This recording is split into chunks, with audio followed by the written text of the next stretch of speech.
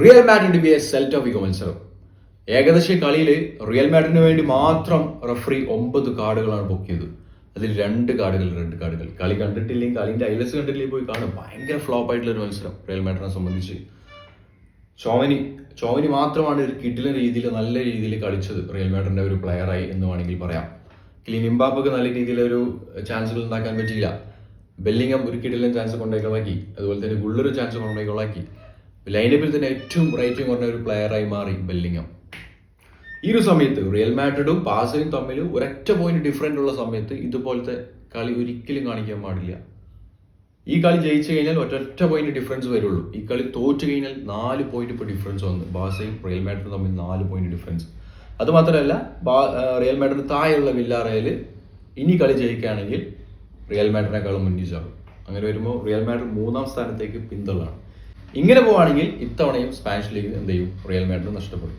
അടുത്ത റിയൽ മാഡ്രിഡിന്റെ കളിയിൽ ഈ കിട്ടിയ യെല്ലോ കാർഡും റെഡ് കാർഡുകളൊക്കെ നല്ലവണ്ണം ക്ഷീണം ചെയ്യും. ചിലപ്പോൾ ഇനിയും കളികളൊക്കെ തോൽക്കാനുള്ള സാധ്യതകളുണ്ട്.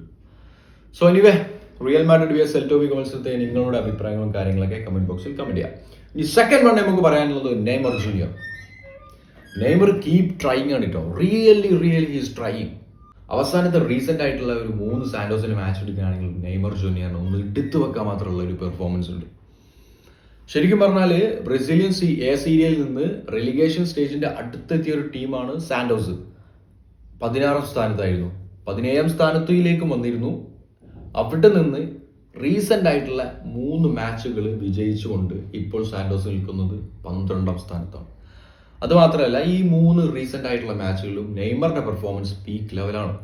കഴിഞ്ഞ മത്സരത്തിൽ നെയ്മറിന്റെ ഒരു സെക്കൻഡ് ഗോൾ അടിക്കാൻ സാന്റോസിൽ സെക്കൻഡ് ഗോളിന് വേണ്ടി നെയ്മർ കൊടുത്ത അസിസ്റ്റ് അടിപൊളി. ഈ കഴിഞ്ഞ ലാസ്റ്റത്തെ മാച്ച് കഴിഞ്ഞപ്പോഴും നെയ്മറിന്റെ റേറ്റിംഗ് എന്ന് പറഞ്ഞാൽ 7.9 ആണ്. 7.9 സൂപ്പർ.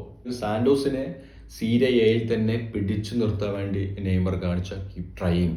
It was super. ഒന്നും പറയാനില്ല. ഓക്കെ ഫ്രണ്ട്സ്, വീഡിയോ അവസാനിപ്പിക്കുന്നു. ഇതിനെക്കുറിച്ചുള്ള കമന്റുകളും കാര്യങ്ങളൊക്കെ കമന്റ് ബോക്സിൽ കമന്റ് ചെയ്യാം.